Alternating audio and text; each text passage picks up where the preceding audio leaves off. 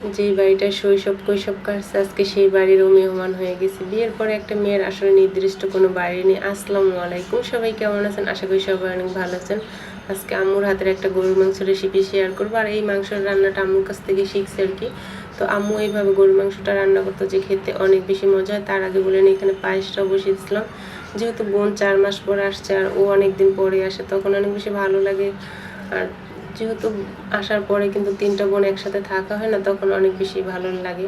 যেহেতু ভাই বোনের সম্পর্ক থাকে অন্যরকম। আর যখন বোন আসে তখন কিন্তু আমাদের সবার কাছে অনেক বেশি ভালো লাগে, যেহেতু অনেকদিন পর আসে আর কি। আর সবসময় একটা জিনিস মিস করি যে আমার একটা মাত্র ভাই, সে আমরা 3টা বোন যখন একসাথে থাকি না, তখন ভাইটা দূরে থাকে, তখন অনেক বেশি খারাপ লাগে আর ভাইকেও অনেক বেশি মিস করা হয়। তো যাই হোক, বিকেল টাইমে রান্না করতে আসছিলাম, যেহেতু প্রচণ্ড গরম আর এই গরমে রান্না করাটা কিন্তু অনেক কষ্টের। তারপরে রান্না করতে হবে, পেট তো আর মানবে না, গরম কী জিনিস সেটা তো আর মানা সম্ভব না, কারণ খেতে তো হবেই। আল্লাহ কেন পেটটা দিছে, পেটের জন্যই সব কিছু। তো যাই হোক, দুপুরে গরমের ভিতরে রান্না করতে পারি না, তাই বিকেল টাইমে রান্না করতে আসছি। আর আছরের পর আসছিলাম, এই জন্য রাত্র হয়ে গেছে রান্না করতে করতে আর কি। তো এইভাবে যেহেতু গরুর মাংস রান্না করে না, তখন দেখবেন আপনার স্বাদটা মুখে লেগে থাকবে। আর এই রান্নাটা আমার আম্মুর কাছ থেকে শিখছে আর কি। এখানে দারচিনি, এলাচ, লবঙ্গ, তারপর গোটা গরম মশলা, তারপর পেঁয়াজ বাটা, পেঁয়াজ, আদা রসুন বাটা আর পেঁয়াজ কুচি দিয়ে মাংসটা ভেজে নেবার। মাংসটা একদম পানিটা ভালোভাবে ঝরিয়ে নিতে হবে ভাজার সময়। আর এরকম মশলা দিয়ে ভেজে নিলে এটার স্বাদ কিন্তু অন্যরকম থাকে। অবশ্যই একটু লবণ দিয়ে দিতে হবে।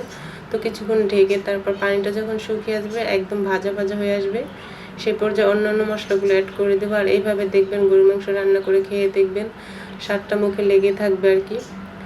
যেই নর্মালে আমরা সবসময় গরুর মাংস রান্না করি, এইভাবেই কিন্তু আমি সবগুলো মশলাই দিয়ে দিচ্ছি।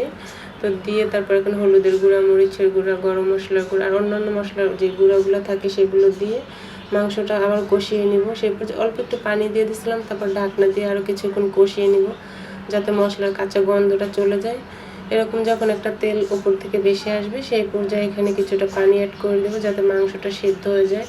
তবে অতিরিক্ত পানি দিব না, চুলার আঁচটা মিডিয়াম আঁচে রেখে সেই পর্যায়ে কিন্তু সেদ্ধ হয়ে যাবে। আর অতিরিক্ত জাল বাড়িয়ে দিলে তখন পানিটা শুকিয়ে যাবে, সেই পর্যায়ে পানিটা অনেক দিতে হয় মাংস রান্না করতে ক্ষেত্রে।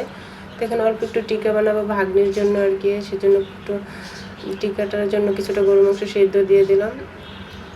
তারপর পাউরুটি স্লাইস দিয়ে দেবো, যেহেতু ডাল দিই না, বাচ্চারা খাবে আর গরমের সময় ডালের খাবারটা বাচ্চাদের খাওয়ানোই ভালো। তো একটা ডিম আর কিছুটা পেঁয়াজ বেরেস্তা দিয়ে এটাকে ব্লেন্ডার করলাম। সেই পর্যায়ে এখানে কিন্তু রোস্টের জন্য চিকেনটা ভেজে নিয়েছিলাম। তারপর ঘরে থাকা মশলা দিয়ে কিন্তু আজকে রোস্টটা রান্না করবো। আর এইভাবে ঘরে থাকা মশলা দিয়েও রান্না করে খেয়ে দেখতে পারেন, এটা স্বাদ কিন্তু কোনো অংশে কম থাকবে না। আর টক দইটাও বাসায় বানিয়েছিলাম আর কি, সেই টক দইটাই দিয়ে দিছি, একটু লিকুইড দুধ, সেই সাথে কিছুটা লেবুর রস অ্যাড করে তারপর টক দইটা বানিয়ে নিয়েছিলাম।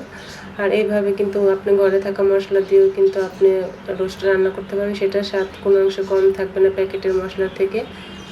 আর এখানে কিছুটা লিকুইড দুধ দিয়ে দিয়েছিলাম, তারপর এরপর স্বাদ অনুযায়ী চিনি, মিষ্টি আপনি যে যেরকম পছন্দ করেন এরকম দিয়ে কিছুটা কিশমিশ, পেঁয়াজ বেরেস্তা দিয়ে নামিয়ে নেব। সে পর্যায়ে এখানে কিন্তু কয়েকটা ডিমও ভেজে নিতেছিলাম। ডিমটা শুকনো রাখবো, যেহেতু গরমে ঝোল জাতীয় খাবার খেতে একদম ভালোই লাগে না আমার কাছে। তো এখানে পাবদা মাছটা টমেটো দিয়ে ভুনা করবো। আর এখানে কিন্তু বোন পোলাওটাও রান্না করছে। ভিডিওটি ভালো লাগলে অবশ্যই শেয়ার করে দেবেন।